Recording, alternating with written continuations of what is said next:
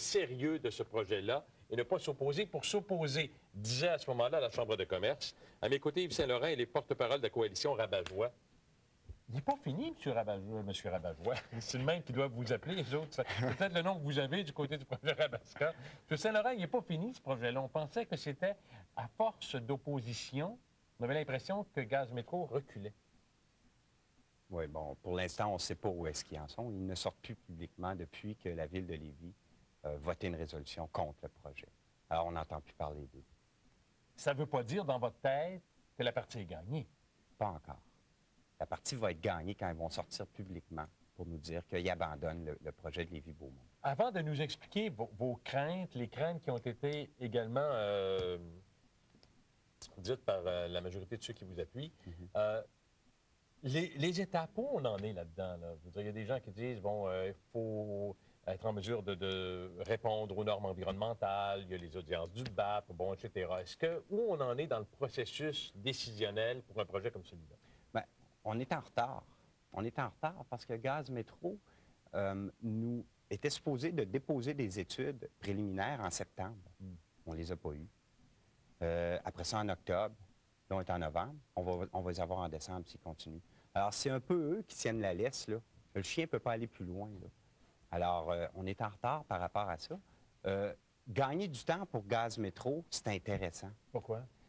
Parce que vous pourriez vous essouffler? Non, je ne pense pas qu'on va s'essouffler. Je vais vous dire que la coalition de citoyens, ce n'est pas une coalition environnementale. Ce sont des citoyens de la région Lévis-Beaumont qui se sont regroupés. Ne se fatigueront pas. Mais Gaz Métro, en gagnant du temps, en s'en allant devant le BAP, peut-être que les municipalités vont perdre leur pouvoir de décider eux-mêmes de ce qu'ils font avec leur territoire. L'aménagement du territoire d'une municipalité, ça lui appartient. Parce que dans la mesure où ils passent l'étape du BAP, qu'on juge le projet conforme, non dangereux, que les zones d'exclusion sont suffisantes à la lumière des projets qui se font ailleurs. Parce que là, il y a une recrudescence des projets de ce type-là partout en Amérique du Nord. Il y a un manque au niveau du gaz naturel notamment et de l'énergie en général. Admettons qu'ils passent à travers toutes ces étapes-là et qu'on leur donne l'aval.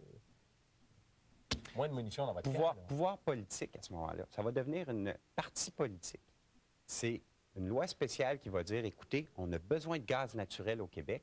On a besoin de ce projet-là à Beaumont-Lévis. Alors, la municipalité de Beaumont et de Lévis, qui sont des municipalités ou un coin récréo-touristique, agricole, va perdre ces vocations-là. On est sur de l'image, évidemment, de cette région que vous voulez protéger à tout prix. C'est beau. Vous avez peur de perdre ça. Absolument. Absolument. Écoutez, tous les gens qui se sont joints à Rabat-Joie, c'était pour conserver la vocation récréo-touristique de Beaumont-Lévis au départ. C'est 700 millions d'investissements, M. Saint-Laurent. C'est de l'argent comme quoi, à peu près. Est-ce que vous connaissez, M. Paradis? On pleurait à Montmagny quand ils ont fermé une glisse, puis tout ça, c'était le drame. Là, 700 millions. 50 emplois.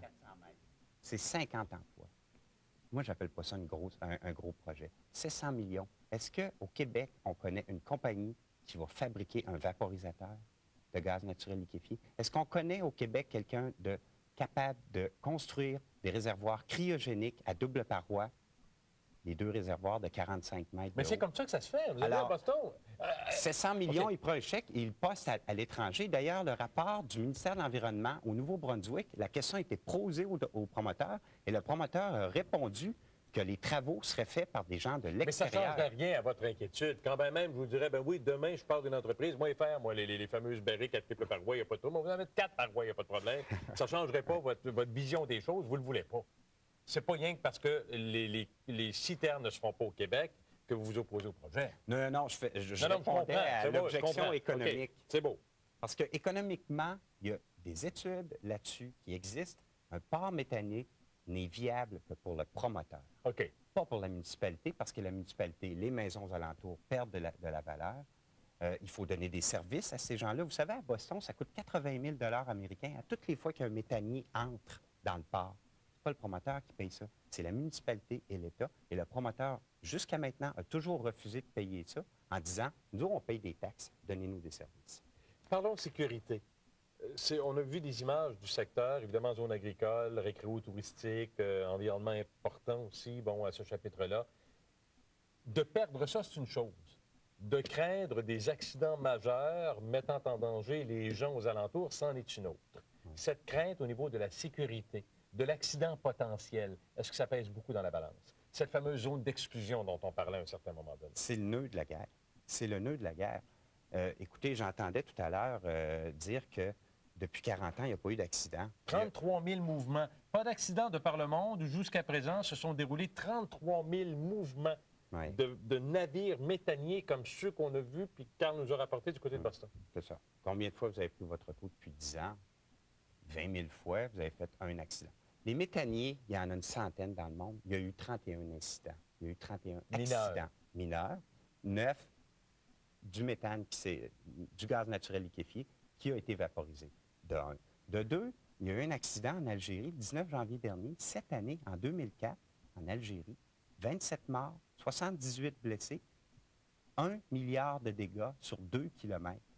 Et la Commission de l'énergie de la Californie a dit à tous les gens qui opèrent des ports méthaniers aux États-Unis, à 4 entreprises, vous devez tenir compte de ce qui est arrivé en Algérie, que vous importiez ou que vous exportiez du gaz naturel liquéfié. Alors, le fait de manipuler du gaz naturel liquéfié, ça peut vous arriver. Parce que le rapport de la compagnie dit la raison pour laquelle cet accident-là a été si grave, c'est parce que le gaz naturel liquéfié a pris feu. Alors, ça arrive des accidents. Vous avez mis de l'avant, on va à la pause, puis on continuera là-dessus. Vous avez mis de l'avant le fait que si jamais pareil projet avait cours, il y a quelques centaines de résidents qui devraient être expropriés, 400 quelques maisons, etc., ce qui fait en sorte que les gens de la place ne sont pas très, très contents de voir à subir ça qui éventuellement se faisait. Vous allez me redonner des chiffres concrets là-dessus. Si c'est pas chez vous, ça peut être Saint-Vallier, c'est pas bien plus loin, hein? On s'en va à la pause. Cette semaine, dans 7 jours, les